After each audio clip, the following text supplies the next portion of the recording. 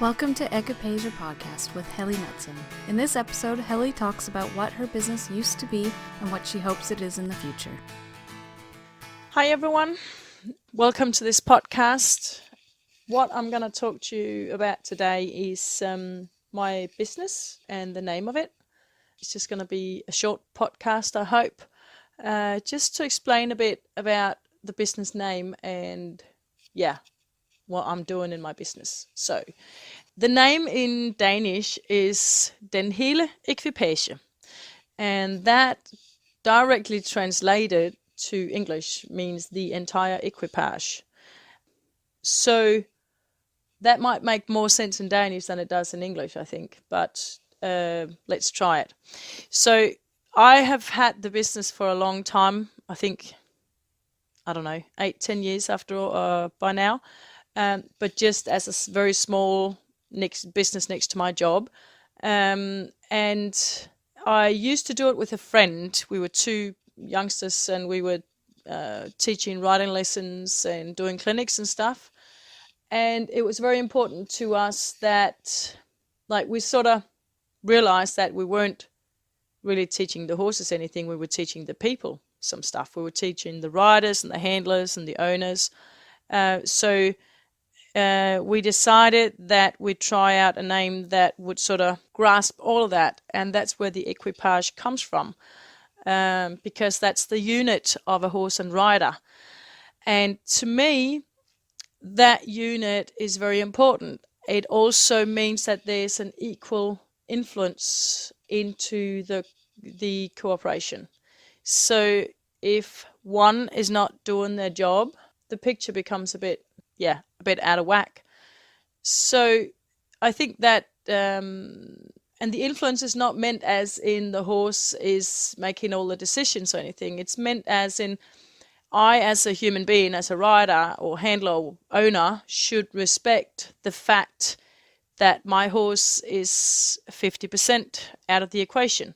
So I should listen with all I can, with everything I can, and I should look and I should feel, most of all probably feel, and get that information to work with. And it's my job with my 50% to assemble all of these things and direct them into something useful.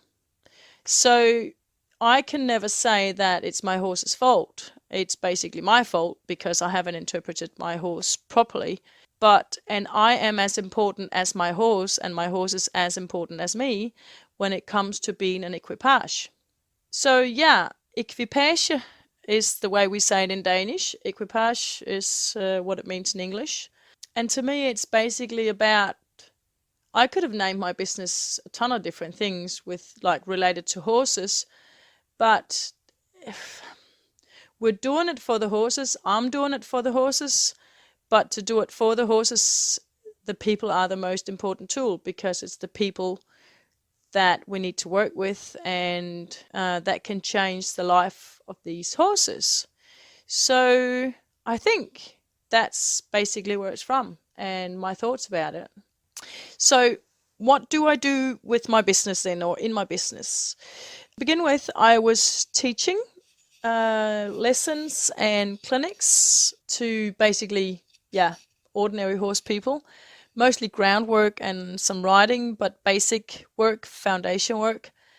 And I have done starting horses. I have done some problem solving, working with various issues, mostly helping horses to have better people. I think it all came down to, there's been riding problems, there's been rearing problems, bucking problems, there's been horses that would run, horses that you can't get on.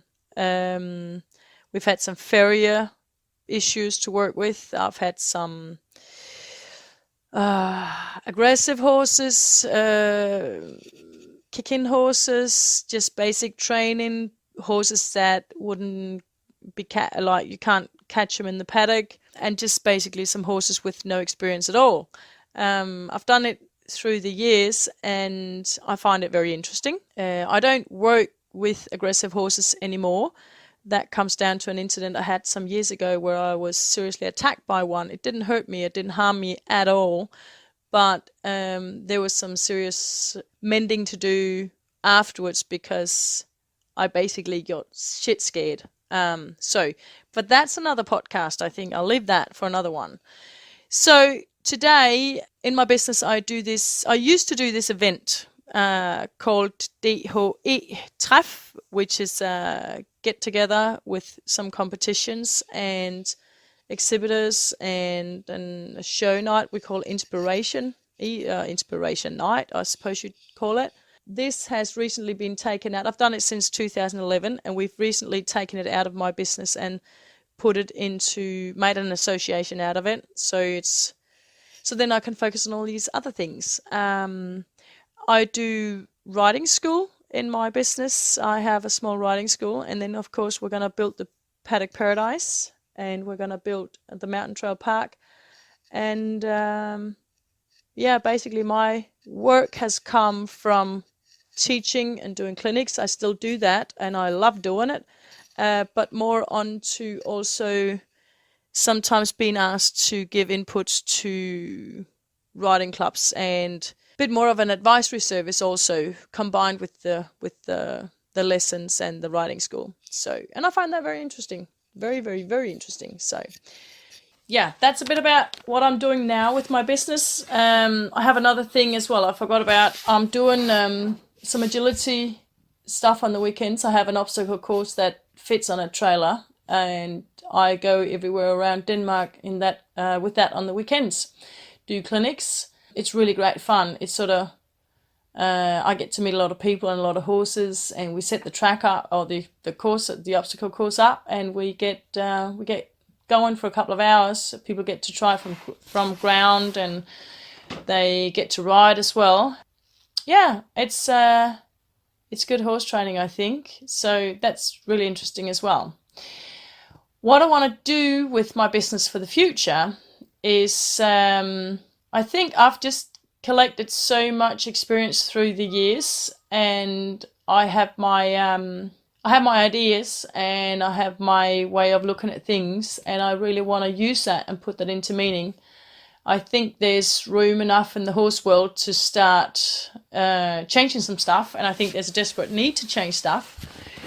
I think there's a huge gap in the horse world that should become smaller in time, and I think it's time to look at. There's so much knowledge and so much science and so much good stuff going on that we should be looking at changing some stuff and stop doing what we've been doing for the last 30 years and just focus on what we're going to try to do the next 30 years. So I want to use my experience and my know-how and the way I look at things to promote better horse welfare. I want to take my business to the next level where we become a place for people to look for good examples, for ideas and inputs, and maybe even throw some issues at us that they might need some help to find the answers for. We're going to do it through building the Paddock Paradise, and we're going to do it through building the Mountain Trail Park. And yeah, we have the riding school. We're going to develop on that one. And I want to bring these units together and clarify the links between how we can actually do management of horses better and get more time to actually do good stuff with the horses instead of cleaning stalls or being busy doing all sorts of stuff that's not going to help the horses at all, or us for that matter. I want to tie this all together and basically just be this place of knowledge where we look and where we try to always be objective and get new information in and keep developing. I want to develop with the future. I don't want to get stuck in the past and do old stuff. I want to move on, and I want to test, and I want to try, and yeah, I want to walk the talk. Basically, I get so sick and tired of stuff that people think is impossible, whereas if you really dig deep in it, it's just a bad excuse. We have never had that many means before. We have never had so much knowledge as we have today. So we should start putting it together and using it. And that's what I'm going to do with my business. I want to take it to that next level, and I want to invite all of you to participate, and I hope to become an inspiration.